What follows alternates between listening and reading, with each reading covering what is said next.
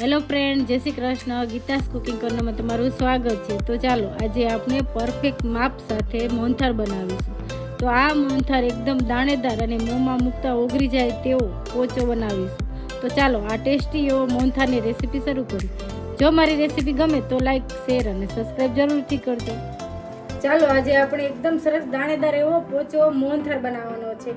તો મોહનથાળ બનાવવા માટે મેં છે ને કરકરો ચણાનો લોટ લીધો છે. અત્યારે છે ને 7મ 8મ ઉપર કોઈ પણ અનાજ કરિયાણાની દુકાને પ્રોવિઝન સ્ટોરમાં મળી રહે છે આ ચણાનો લોટ કરકરો. અને તેની સામે મેં 500 ગ્રામ ચણાનો લોટ છે, એની સામે 500 ગ્રામ ઘી લીધું છે અને 400 ગ્રામ ખાંડ લીધી છે. અને ધાબો દેવા માટે આપણે દૂધની જરૂર પડશે. તો આટલા સામાનથી આપણે સરસ મજાનો પોચો મોહનથાળ બનાવીશું. તો સૌથી પહેલાં મોહનથાળ બનાવવા માટે આપણે આ કરકરો લોટ લીધો છે ને એક બાઉલમાં એડ કરશું. આપણે ધાબો દેવાનો છે એટલા માટે. અને આ દૂધ લીધું છે ને એ મારું ગરમ જ દૂધ છે. તો એમાં છે ને આમાંથી આપણે 2 ચમચી ઘી એડ કરશું.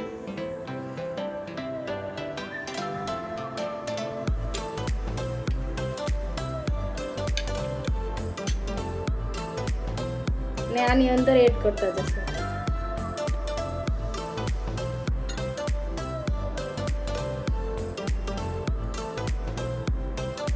આપણે દૂધ અંદર એડ કર્યું છે ને એને આ રીતે આપણે મિક્સ કરી લઈશું.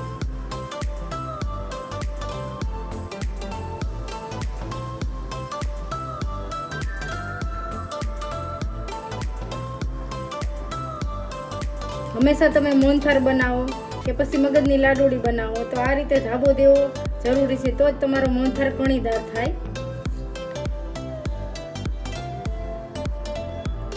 આપણે છે ને બધા ચણાના લોટમાં પ્રોપર ધાબો દઈ દીધો છે દૂધ ને ઘીનો. હવે છે ને આને પ્રેસ કરી અને આ રીતે આપણે દબાવી દઈશું અને ઢાંકીને 10 મિનિટ આપણે રાખશું આ રીતે. હવે ખોલીને ચેક કરી લઈએ આપણે.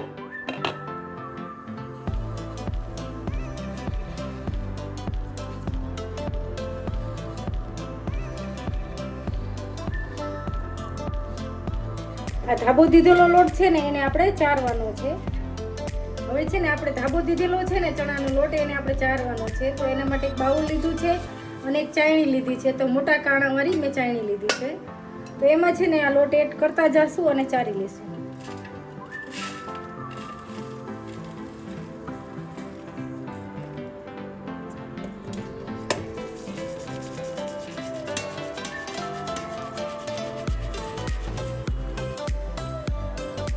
મોટી મોટી કણિયું છે ને એને આપણે પ્રેસ કરીને પાછું ચારી લઈશું.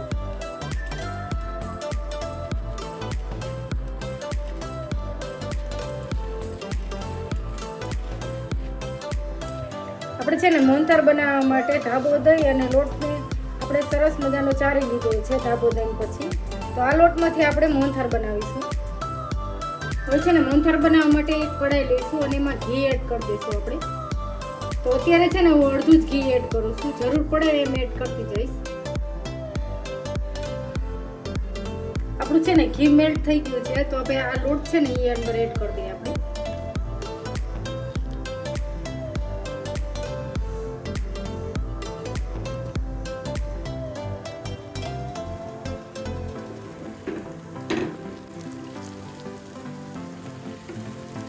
હવે છે ને મીડિયમ આંચે આપણે શેકી લેશું.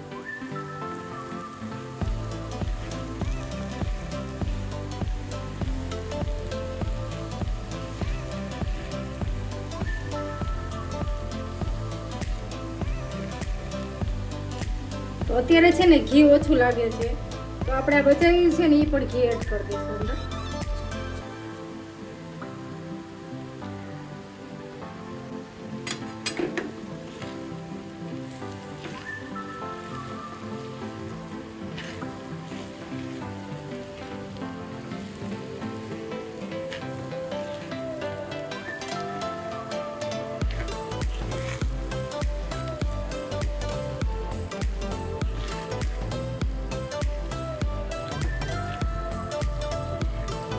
આપણે છે ને મોહનથાળ બનાવવા માટે લોટ શેકવો જરૂરી છે.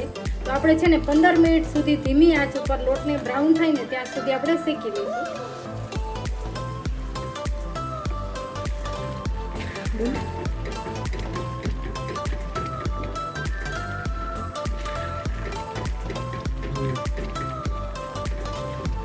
છે ને લોટ જેમ જેમ શેકાશે ને એમ હલકો થતો જશે.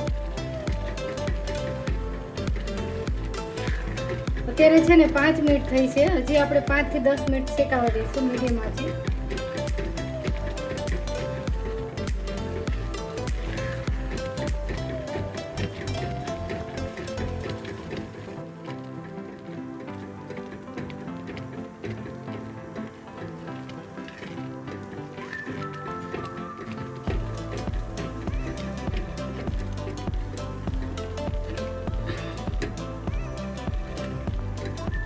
તો તમે જોઈ શકશો અત્યારે છે ને લોટ બ્રાઉન થઈ ગયો છે. તો આપણો પ્રોપર લોટ સરસ શેકાઈ ગયો છે અને સુગંધ પણ સરસ આવે છે.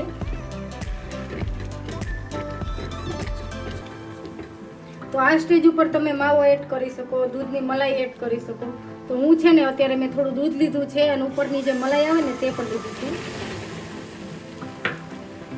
તો એને એડ કરીને આપણે 2 મિનિટ આવી રીતે ચડવા દઈશું, લોટને શેકાવા દઈશું પાછું.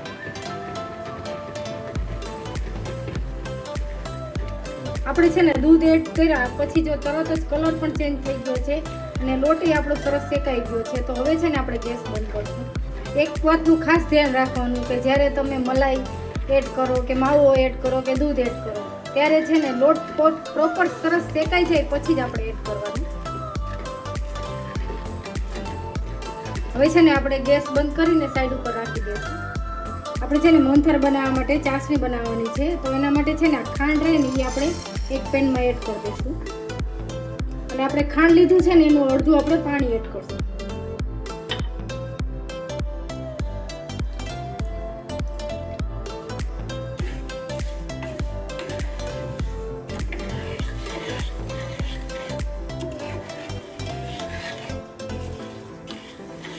ખાંડ મેલ્ટ થવા દઈશું આપણે અને એક તારની ચાસણી બનાવી લઈશું.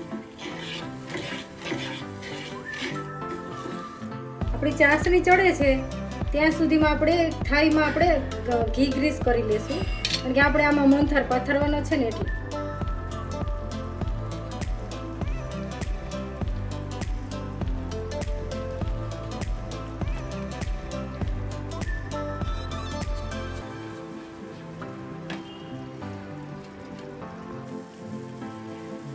આપણે છે ને મોહનથાળ બનાવવા માટે એક તારની પ્રોપર ચાસણી લેવાની છે.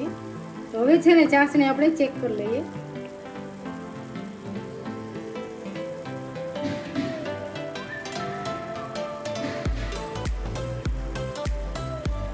તો પ્રોપર એક તારની ચાસણી છે આપણી.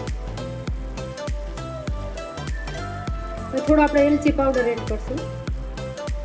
થોડો છે ને આપણે ફૂડ કલર નાખશું. આપણે કંદોરની ટીપ સાથે બનાવીશું એટલા માટે.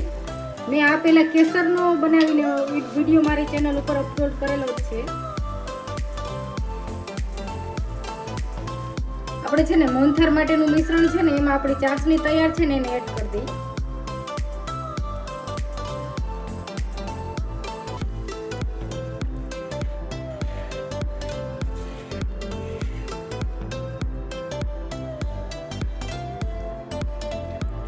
અને ચાસણીને છે ને લોટની જોડે આ રીતે મિક્સ કરી દઈશું આપણે.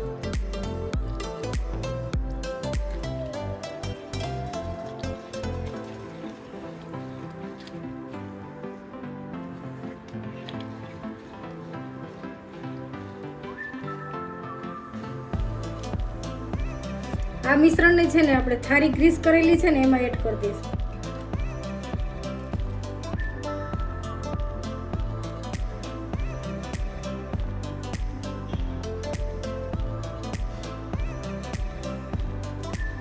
ઉપરથી છે ને થોડી પિસ્તાની કતરણ આપણે એડ કરશું.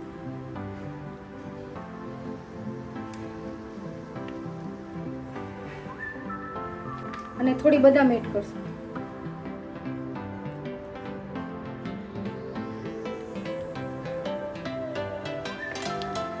આ મોહનથાળને છે ને આપણે 3 થી 4 કલાક માટે ઠંડો કરવા માટે રાખી દઈશું. આપણો મોહનથાળ છે સરસ જામી ગયો છે. તો આપણે આના કાપા પાડી લઈએ.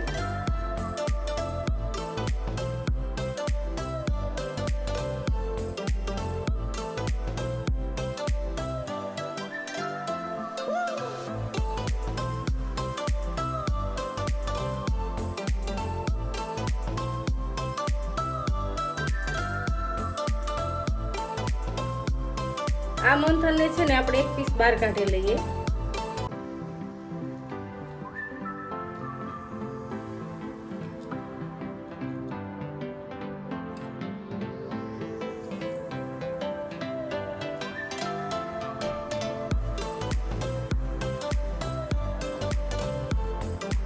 એકદમ સરસ આપણો દાણેદાર મોહનથાળ તૈયાર થયો છે. પોચો